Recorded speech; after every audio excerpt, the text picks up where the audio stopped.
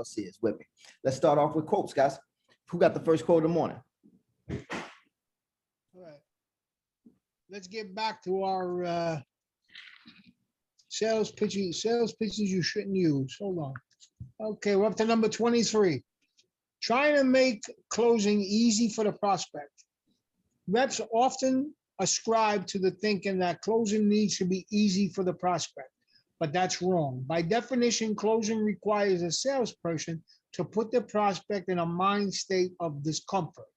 If buyers don't feel a slight amount of pressure, they're not going to make a choice, and no decisions are always worse than closed won or even closed lost. Don't be afraid to turn up the heat a few notches to get an answer. Closing is tough, but avoiding these missteps and sticking to a confident, concise, and always be closing mindset will set you up for success. That's rich. That's rich and that's healthy. Give us some context. Listen, you don't have to be forceful, but you got to get to the point.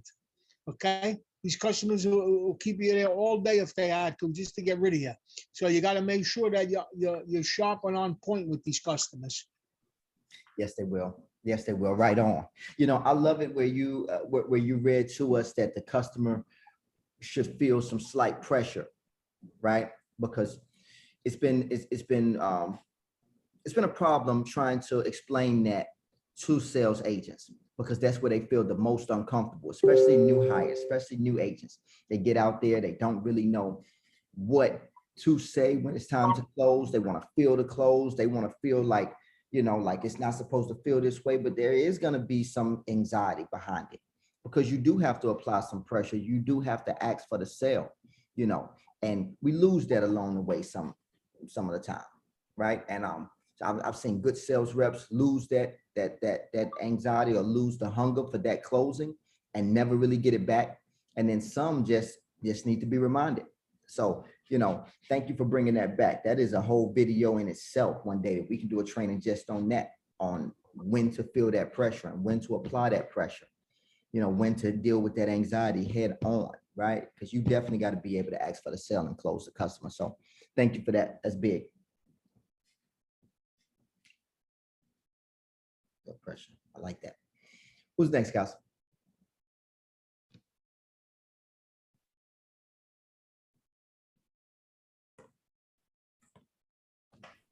I got one. Only one? Oh, two by the same person. Oh. If you want to stand out from the crowd, give people a reason not to forget you. Why'd that resonate with you? Because it's from Richard Branson. First of all, he's the first. Well, he just went to the moon or space. Before Jeff. Yeah, but he went before Jeff, so you know. It's just, if you want to stand out in a crowd, you just have to be different from the rest. You can't be doing what everyone is doing. Basically, you gotta lead from behind or lead from the front. Agreed, absolutely. You know, it was amazing the other day watching Richard Branson make it into space that way, and then just to see Jeff Bezos yesterday make it into space. I'm not sure if you guys have been looking and paying attention to this, right? But you know, there was just a race to space, and they made it, right? They went up into space and came back safely, and now I think they're gonna actually start selling tickets. If you want to go to space now in our lifetime, you can actually go to space. You can spend your 200,000 or whatever millions they're charging for a seat, right? So it's just amazing, right? I never would have thought, you know, it was just so far-fetched. This was something that couldn't be done, and now they're actually doing it. So I love that quote, and I love the fact that it's Richard Branson who gave it, because he lives that quote every day of his life. He's been always somebody that I've admired from when he was in the record business. That was amazing, you know, to see what he did with Virgin Records, to see what he did with owning airlines, right? And I'm talking about just his reason whys was always just amazing to me. You know, you're talking about somebody that just flew on a plane one day and said, hey, I don't like the service. I think I can do it better. Competitive, right? And then now the first into space. So just powerful, just in just, you know, studying successful people. There's so much power in it. So thank you for that, Misha. Great job.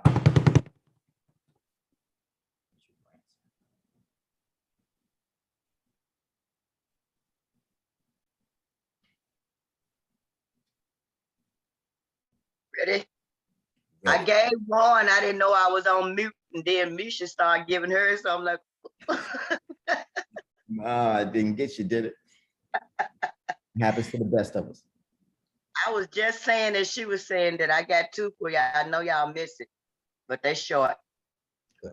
The first one, without continual growth and progress, such words as improvement, achievement, and success have no meaning. And that's Benjamin Franklin. Mhm. What does that mean to you? If you won't have success if you don't continue to grow. You got to always continue to grow. A little bit and stop. You know, some of us would probably be still a baby if we grew off of what we done. Right, right. That's right on. You know, I can tell you, I've seen so many times people do that to themselves. Just stop growing, right? I've done it myself personally, and I don't like it.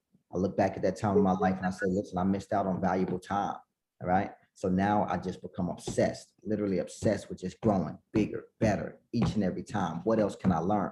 I'm sitting on a plane, you know, I'm sitting on a plane, and as I realize that I'm gonna miss my connecting flight, which means that I gotta, you know, go through more. I'm even more calm because I'm thinking to myself, at least I'll be able to finish my book, you know. And I don't know why I was thinking that way, but I guess it's just the fact that, you know, I really want to make sure that, you know, at least at the very least, I'm learning, right? Because I think patience, you know, comes a lot of patience. You can gain a lot of patience just by learning, you know. But I love that quote. I really do. Thank you. Give it to us again. And did you drop it inside a Telegram, by the way? Not yet. Here you go again. Without continual growth and progress, such words as improvement, achievement, and success have no meaning. That's what I had. Improvement, achievement, success. Thank you for that. What's next? What's that other one you got? The other one I got, identify your problems, but give your power and energy to solutions. Tony Robbins. Why that resonate with you? Identifying your powers. And once you figure out what the problem is, don't dwell on it. Just start trying to solve it, fix it, take care of it. And instead of wasting that energy on my, man, I got this problem, man, I should have done this. Just use that energy. Say, well, I need to do this now. This is what I got to do. Absolutely. I agree wholeheartedly. We learn from Grant Cardone almost every day that we do these sales training calls, man. The way out of being not mobile, or the way out of getting stuck, right, is to just take massive steps of action. So with that being said, thank you. Guys, let's move right into the sales training. Let me share my screen with you.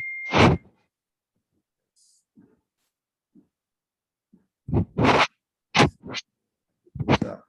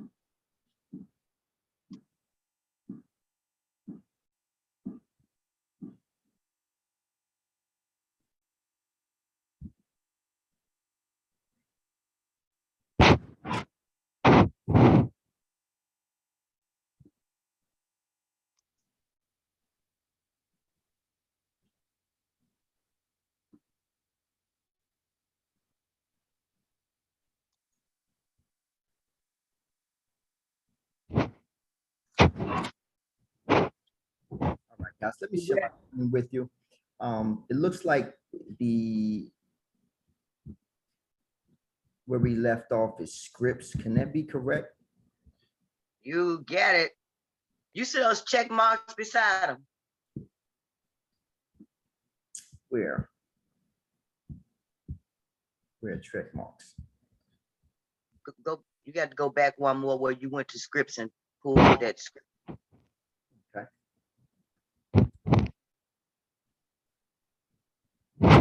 Where are you thinking of, Mommy?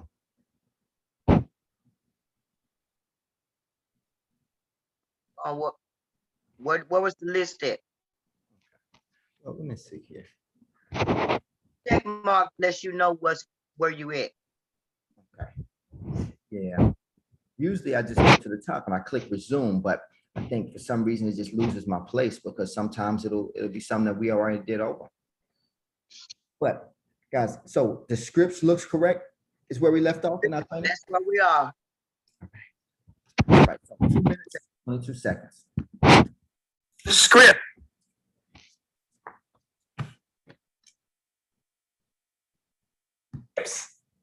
If you don't know what to say, if you don't have a script, still make the call. Okay, I want you to understand this. Look, if you don't have a script, so what? Make the call. But in a perfect world, in a perfect situation, a script would help you. Okay, one, it gives you a clear reason to call people, which you need. This is a major mistake people make when they're making phone calls. They ramble. They don't know why they're calling. I've had people literally call me and the first 3 minutes were like, why, and telling me about they were sick recently. I'm like, dude, you don't need to call me to tell me you're sick. I don't want to talk about you when you were sick. Why? Because they don't have a script, no format, no playbook to read out. We have scripts in my office for every call, including leaving a message. Otherwise, people get paralyzed. You get paralyzed without scripts. Some people get paralyzed with a script. Oh my gosh, I don't want to read from a script. Okay, make it up, dude. You don't sell anybody. You don't make any money. You're freaking dying. You're in the top, the bottom 5 or 6% of all the people on planet Earth making money. So you don't want to use a script? Just make it up. It's not working. Get a script, okay? Get a script of a half a dozen calls, maybe a dozen calls. Maybe lay them out. If you don't want my scripts that Fortune 100 companies pay us to have, scripts for the first day call, the second day call, the third call, the fourth call, 4 calls in 4 days. How about the 5th call on the 5th day? How about the manager's call on the 5th day, 6 calls in 5 days? How about the call 30 seconds after they left? How about the text message? Wouldn't you like scripts for all that? We have Fortune 100 companies that say, look, I want the videos and the scripts to every call that you make. Then they tweak them, they work them. You need scripts. Your people need scripts. I need an idea of what I'm going to say on the 12th call in the 3rd month, and they're still not interested. Okay, would you find that valuable? How about the 12th call in the 9th month? They already bought from me. I'm running out of stuff to say. What do I talk about? What do I say?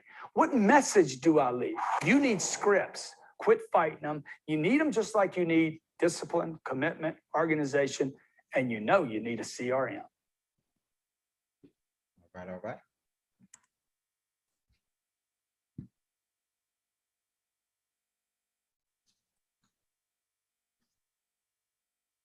Time for the quiz, guys. So how should you use a script? Is it A, use scripts randomly when you make calls? Is it B, every time you make a phone call, use a script?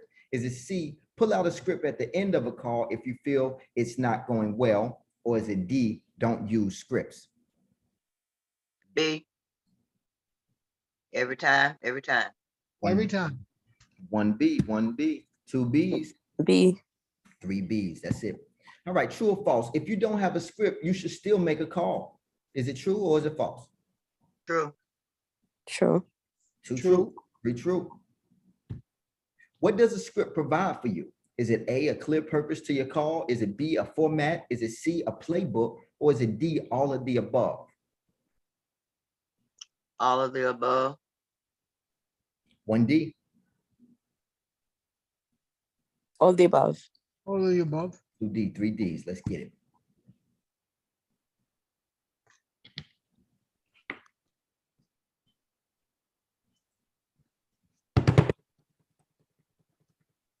Yes. Undone. All right. Great for the self-esteem boost, but what did we just learn? You can make calls without a list, but it's without what is it called? A pitch? Yeah. But it's best that you do it with one. Absolutely. Oftentimes, don't we forget that sometimes? Don't we just think we know everything? Don't we just think that we've been doing this long enough that we can just jump on the phone and actually do it? I know I do that a lot to myself, right? And I've just got in the way now with just making sure that I have notes. I refer back to, I make sure that I keep a notepad around me. So I keep down my notes because what I realize is that if I'm not teaching somebody else to do what I can do or leave a blueprint for them, then I'm definitely misusing my time, right? And that's not wise on my part, right? But B, also, I want to stay consistent. I want to still perform at the highest level possible, right? And oftentimes there's little things that we forget that we do that make us successful. Understanding that we need to know why we're calling somebody before we actually make a call, right then and there. Oftentimes, I have it on a list, man. I got to call these people, but I also got to make sure that I put right next to their name why I'm calling these people, right? Because if not, in the thick of things and everything going on in my day, right, I'll just be calling like, hey, what's going on? And then I forget to say what I needed to say, and then got to call them back, say, hey, man, listen, I forgot. Well, the reason why I called earlier was that type of deal. I don't want to do that anymore. I want to be clear. I want to be concise. I want to be straight to the point. I want to be effective. So I love that. I love that. That's what I learned. What else, guys?